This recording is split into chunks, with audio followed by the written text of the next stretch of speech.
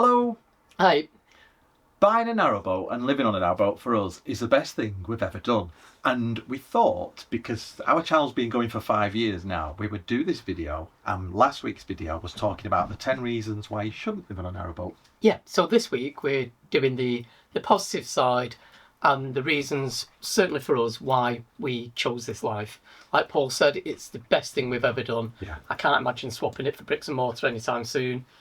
No, and because we've done this for so long now, and we've now got a new dog, since we lost Dexter, we've now got Sebastian, we thought it was about time we did an updated channel introduction, and we'd like to show you that now. Here it is.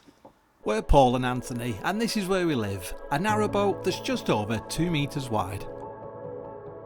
And this is our crew member, Sebastian. In search of adventure, we sold our bricks and mortar for a life on the water. Our floating home allows us to explore the rivers and canals of the beautiful British countryside.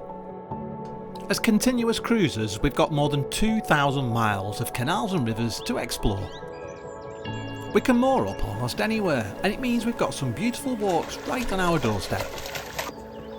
We explore some beautiful locations, and for us, life really is better by water.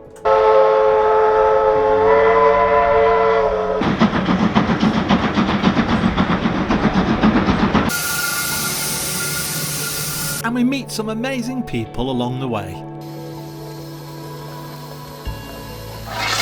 Cutting our costs means that Anthony only has to work 2 days a week, and I create art from the boat. It can be a challenge, especially in winter, but for us, it's the best thing we've ever done. Why not subscribe today and join us on our adventures? Hope you enjoyed that introduction. It certainly gives an overview of why we absolutely love this lifestyle. Yeah, I watch the videos back every week when I'm editing, and I sometimes think, I can't believe we've done that and we've been there. Things like the Pontysilty Aqueduct and the Peak Forest Canal. You just have to pinch yourself that this is a lifestyle we're living, don't you? Yeah, it's very unique. Like we've said before, it's certainly not for everyone, which is one of the reasons we released the video last week. It isn't always roses and castles, but for us, the advantages and the pros certainly outweigh the cons. But have a real, if you're thinking of embarking on this life, do your research, try a boat, have a real think about what you're giving up and whether you're prepared to give it up. And then if you're still wanting to do it, absolutely go for it. We have no regrets, but yeah, just have a real think about it. Yeah, you definitely have to downsize and get used to that smaller space, but for us, we just love it, don't we? Yeah. One of the things we really love about living on a boat, and for us as continuous cruisers, is discovering new locations, because you've got to move your boat every 2 days. Sometimes it can be 14 days, can't it? It's usually 14 days. Yeah, unless there's restrictions. But some of the villages that we discover and some of the places that we come across, you'd never dream in a million years of having a 2-week holiday, I guess, in Huddersfield, but actually on the canal it was beautiful. It's one of the prettiest locations I've been to, sort of round there. Some really favourite spots, to be honest. Upper Mill, yeah. Absolutely love. Great little village, great cocktail bar there. Yeah. Lovely river with like stepping stones. It's so idyllic. And the locals are really friendly, but you get to meet the locals as well. Yeah, I guess you're off the beaten track, and it's not somewhere you drive to in a car to go, but when you discover these lovely cafes right by the canal, and yeah, that other one that was just after Upper Mill where you were sat out on a balcony overlooking the canal, just beautiful up there, wasn't it? Yeah, absolutely. So that sense of adventure and discovering new locations. And I guess another one for us is the fact that this is our home and we take it everywhere with us. A bit like some people say, a snail with its shell, because we've got everything that we need, obviously, on the boat. And when we turn up at a new location, it's almost like the best glamping you could get, because you can light your fire, get your dinner on, put your chairs out. You don't need to unpack and drive around here. Yeah, it absolutely is. And there's some locations that we've been through and we know we could never afford to live there, but actually we are for 2 weeks usually. The other thing as well is some of these locations are green belts where they can't build houses, so you actually couldn't live there anyway. It is incredible. We absolutely love it. Yeah, just to moor your boat up. Places like Church Minchell that we've been to, and I was pegging out the laundry. It's the most fantastic view I've had, pegging out laundry. And I think sometimes you can take that for granted, but I don't think we do. Just appreciate every minute, don't we? Yeah, and I think the thought of moving, you think, oh, but once you've done it and you're on the move, it's the best feeling ever. Yeah, and I guess we come across quite a lot of beautiful houses along the canal, but there's never anybody sat in the garden because they're busy off at work. And the thing is, we were saying before about reducing your costs, it means that I can work from the boat creating art, and you work just 2 days a week, don't you? Yeah, I could never do that in a house. I would have to go back full time if we went back to a house, I think.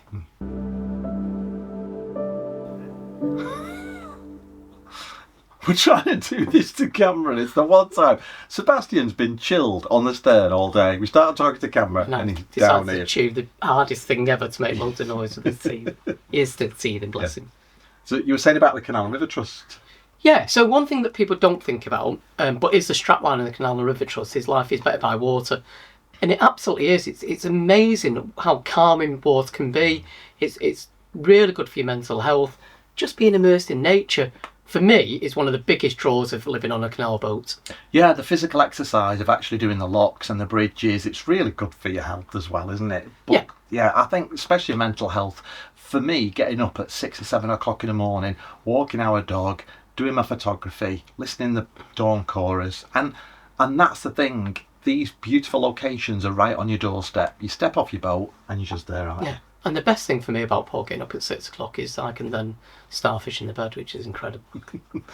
And I guess we miss a garden, but actually, I don't miss gardening. And being on a narrowboat, one of the pluses for us is this is your garden, isn't it? It's beautiful locations that sometimes you've got to yourself. Yeah, absolutely. Yeah. So while we mentioned this as a negative last week, doing the chores on the boat, the everyday jobs that need doing, does give you a feel of self-accomplishment because you're actually doing it yourself. It sounds strange, but it does, and there's nothing better than getting rid of your rubbish and a full tank of water and a full tank of diesel. It just gives you that sense of achievement. Yeah, and then setting off again. It does make you feel really good, and it also makes you think about what you're consuming, your water, and that kind of thing, doesn't it? It totally does make you more aware of what you're using water-wise, and you just become more aware, I think.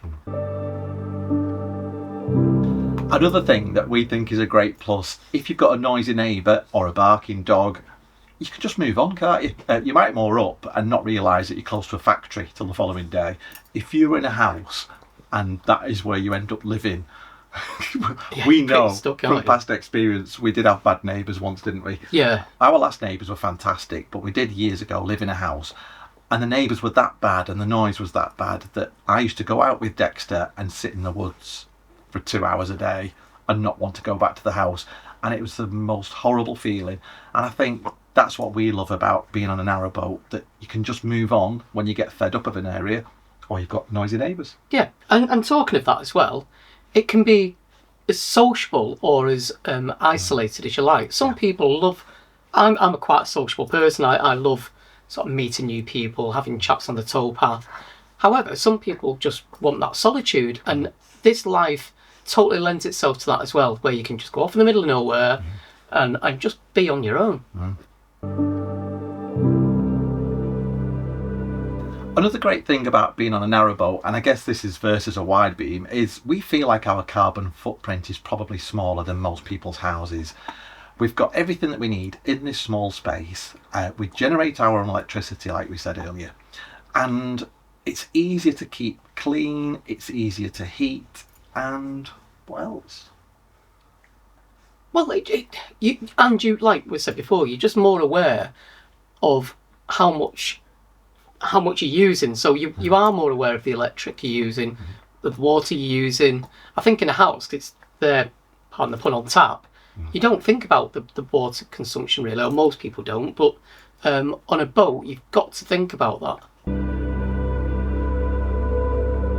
I know we touched on this earlier, but actually for us, the scenery that we witness and the sunsets and sunrises and being close to water and just the reflections on the water, like Anthony said, it is a calming environment. And it definitely is good for you, isn't it, I think? It's unique as well, isn't it? It's like, you live in a house and you might live in a beautiful location and you might be fortunate enough to not have neighbours for miles, but the canals are so unique, and the sort of scenery is unique, as is the wildlife. We love nature, the pair of us, and so to be sat in the water with everything, all the nature around you, is just spectacular. Yeah, we still get a real buzz when we see a kingfisher, and we've seen mink at the side of the canal, we've seen turtles in the water, haven't we? Yeah, yet to see an otter, are we? Yeah, we've not seen an otter. Yeah. But yeah, that sort of opening your duck hatch and being right there next to all the wildlife is just fantastic, isn't it? So one of the other advantages as well is you can choose where you moor, obviously. So you can be in a big city. We've been through Manchester city centre, Leeds, Liverpool. Yeah, so some major cities, and they actually have their own charm. It's not somewhere where we would choose to spend a great deal of time, but it's that whole. When we're certainly in Leeds, when we're moored in Leeds, we stepped off the boat and went to a restaurant. We're with friends. We're like, this is amazing. Yeah. We're in like a city centre on our boat. But it's always nice then to sort of be able to leave that business, and then it just reminds you of why you do the life when you end up in a more quieter spot, I think. Yeah, and going back to cities, where else can you stay? In a city centre, usually for free. I know some places charge, like Liverpool city centre do now, but to be there and go out for a drink with friends or a meal and go back to your boat, it's just amazing, isn't it? Yeah. You feel like you're getting a free hotel. Yeah, absolutely. I think a big thing for us as well is feeling like we're not conforming to what people think is the norm. So I think very much in this country, I know other countries they tend to rent a lot, but certainly in this country you're programmed to sort of work, buy a house, pay the mortgage, and then ultimately, if you've got that in savings and maybe you need care later life, all that gets taken away from you. And it does make you question what's important in life, and it certainly isn't money.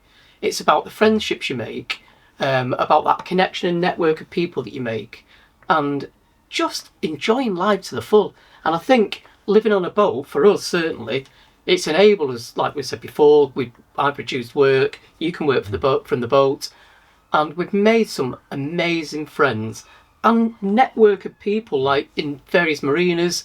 So the guys at Aqueduct, the guys at Brinklow, we class them as friends, and it's that network of people you make along the way. The guys at King's Lock, you just know if there's an issue, you can ring somebody, and it's that sense of security as well that you feel like you're almost being looked after by the community and by the people that you meet. And the sense of adventure, again, I suppose, we could be cruising and it could be the middle of winter and it's snowing, and it wouldn't be normally a day that you would go out if you lived in a house, but it can be beautiful, can't it? And it is that sort of next adventure that's around the corner, that if you were living in a house, you'd probably be sat in your garden having a glass of wine. And for us, that's something that I just find really appealing about living on a narrowboat. Yeah. And I think the number one reason for us living on a narrowboat, and it's not something we thought about when we considered buying a boat and moving from a house, are the friends and community. It's just like the icing on the cake for us, isn't it? Yeah, to be honest, it's something like Paul said we didn't actually consider, but I would say we've got more friends now than we ever did living in a house. We've still got the friends that we had while we lived in a house, and we really value their friendship. And some of them have embraced us being on a boat as well, haven't they? They'll come and visit us, and and they love it when they come. It's just very different. But yeah, it's that whole narrowboat community. I know it's very cliched, and not everyone is friendly, as we've said before. But 9 times out of 10, you strike up a conversation. You have a real eclectic mix of people on the canals who are doing it for all sorts of reasons. But ultimately, we're all doing the same thing. And it's that commonality, I think, that sort of brings us all together. Yeah, definitely. And we feel like the boating community is how community used to be on a housing estate for us 30 or 40 years ago. Everybody's willing to help out most of the time. And it's like we were running short on fuel years ago on the Huddersfield Canal, and people were saying, just take those 2 jerry cans, fill your boat up, bring the jerry cans back. And other people saying, do you want to drive into a garage? It's just like everybody does their best to muck in and help out, don't we? And we've done it as well. We've recently somebody needed to move a boat. We weren't in that location, but we sourced a boat mover. We contacted the person and said, "You happy for this boat mover?" And we know Connor really well, don't we? And he's a great guy, and he helped in that situation that was quite dire, wasn't it? Yeah. So. And, sometimes, like years ago, we've mentioned this before, we were stuck at Gargrave and then there was a breach at Rishton and we were trapped in the middle. And although at the time we thought, this is a pain because we paid to go in a marina and we can't now go into the marina, and we were going to be stuck there a long way from work for 6 months. But we made lifelong friends in that area, didn't we? Sort of, yeah. And we don't want to name names because then it'll feel terrible if you've missed people out. But you are, and they really looked after us during that time. I don't think we'd have got through it without them, to be honest. I'd have felt like coming off the boat almost. I don't know. I don't think it felt like that, but it did make it more bearable. Yeah. And then, as Anthony said, for us to go along the canals and people wave and ask how you are and ask how Sebastian is, it's just a brilliant community. And for us, that alone is worth living on a narrowboat for, isn't it? Yeah. I mean, as Paul said, a lot of what he's just said then about people knowing Sebastian is more to do with the vlogs. And everyone who lives on a boat vlogs, despite what people might think. But yeah, the vlogging has opened up a whole new world of friends to us as well. A lot of people abroad who we may never ever see face to face, but I actually know them by name. I know what they get up to, and they feel like friends. Well, certainly when I'm replying to the comments. Yeah, so we hope you've enjoyed this video, and if there's anything that you'd love particularly about a narrowboat that we've not mentioned, please leave a comment in the comment section below. And yeah, what do you think would appeal to you if you don't live on a boat, or you're considering living on a boat? What is it that you're looking forward to? Yeah. And that's it from us and Baby Shark here. Thank you so much for watching. We really do appreciate everybody that tunes in to watch, and don't forget to keep comments coming and subscribe to the channel. That's my line. Should we do it again? Yeah. So a big thank you for you to watching, and a big thank you to our patrons, our channel members, and everybody that's bought us a coffee. We really do appreciate it. Yeah, I know I say it all the time, but it really is humbling that people want to support us in that way. So thank you so much. Yeah. And if you've not already subscribed to the channel, don't forget to subscribe and hit the bell icon for notifications. Yep, keep your comments coming. Love to receive them. We've had a few trolley comments this week, but even then, people are entitled to an opinion. We're happy to reply. We're not always going to agree, but I do always reply to the comments. Thanks for watching. Have a great week. Take care. See you soon. Bye. Bye. It's like who you're talking to.